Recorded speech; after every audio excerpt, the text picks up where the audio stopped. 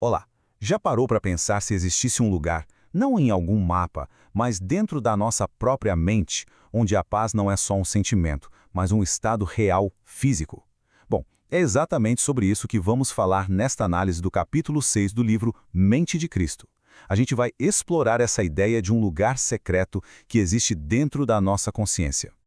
E o ponto de partida é todo aqui, nessa afirmação de 1 Coríntios. O autor do livro, ele não encara isso como uma simples metáfora, sabe? A proposta é que ter a mente de Cristo seja uma realidade acessível, quase como ter um novo sistema operacional para nossa mente. E é essa ideia que a gente vai descompactar juntos. Esta pergunta aqui, ela muda completamente as regras do jogo, não é verdade? Porque, tradicionalmente, a gente pensa na oração como um ato de falar, de pedir. Mas o livro nos desafia a pensar diferente. E se orar for menos sobre transmitir uma mensagem para fora e mais sobre sintonizar uma frequência por dentro? Essa ideia é a chave para tudo que vem a seguir.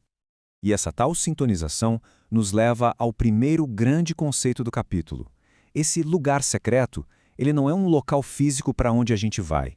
De acordo com a obra, é um santuário interior, um espaço sagrado dentro da nossa própria mente, onde o nosso pensamento encontra o Espírito.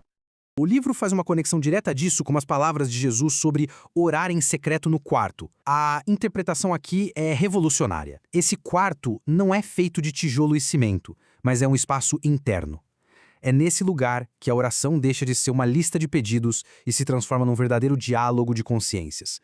Agora, vamos ao ponto crucial, a grande virada de chave que o capítulo propõe. Se a oração é esse diálogo, nesse espaço interno, isso muda radicalmente a forma como a gente se comunica espiritualmente. Não se trata mais de falar com, mas de algo bem diferente.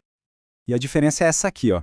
De um lado, tem a abordagem de falar com Deus, que muitas vezes está cheia do ruído dos nossos pedidos, da nossa ansiedade por uma resposta. Do outro lado, a proposta é pensar a partir de Deus, um pensamento que nasce do silêncio, da comunhão, do alinhamento. É uma mudança de uma busca que acontece fora para um encontro que acontece dentro.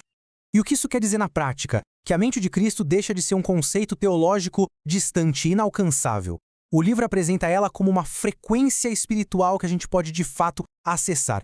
E é exatamente aqui que a análise faz uma ponte surpreendente entre o espiritual e a ciência do nosso próprio corpo.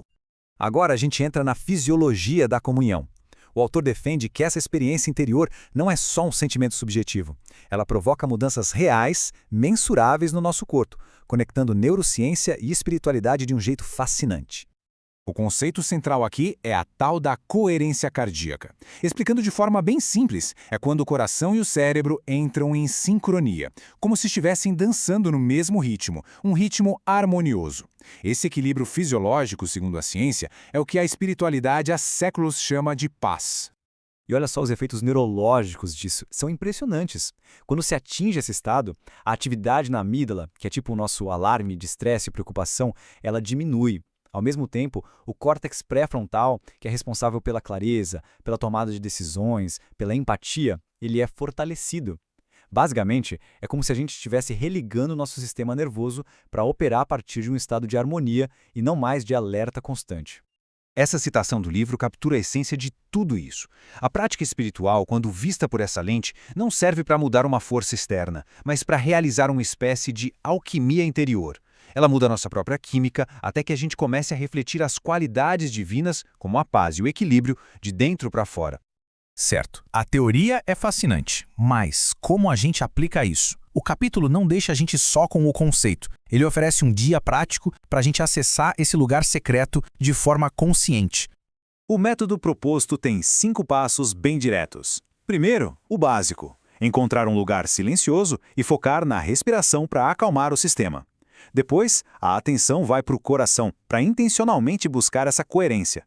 O terceiro passo é ancorar a mente numa verdade espiritual. E aqui vem a parte mais importante: permanecer em silêncio para ouvir, não para falar. Por último, o passo final é valorizar o que surge, anotando os insights. É um ciclo completo: sintonizar, escutar e integrar. E chegando ao final, o objetivo de toda essa prática fica bem claro. A ideia é promover uma transformação fundamental na forma como a nossa mente opera. É a transição de uma mentalidade de luta constante para uma mentalidade de parceria, de fluidez com o divino. E essa frase, tão simples, resume essa transformação profunda. A nossa mente, no modo padrão, ela tenta controlar tudo, prever, se defender. Mas a mente que opera a partir desse lugar secreto, a mente espiritual, ela não precisa mais controlar. Ela simplesmente coopera. É a diferença entre remar contra a correnteza e aprender a fluir com ela. E para fechar, o capítulo nos deixa com essa declaração profética. É uma afirmação muito poderosa que não só resume toda essa jornada interior, mas também nos empodera. Ela deixa uma pergunta no ar: e se a mente não for um campo de batalha a ser conquistado, mas sim um território sagrado a ser cuidado e cultivado?